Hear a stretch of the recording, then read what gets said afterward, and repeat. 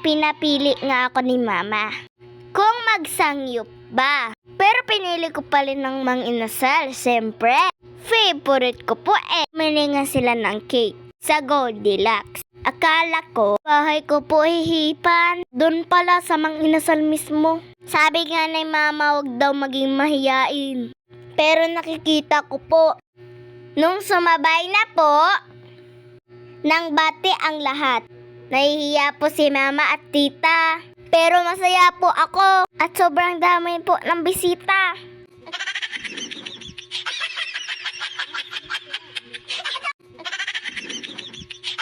Sabi ko nga po sa kanila, kumain lang sila ng kumain.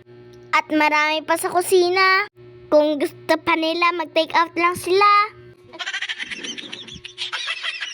Masaya po ako guys sa araw na to.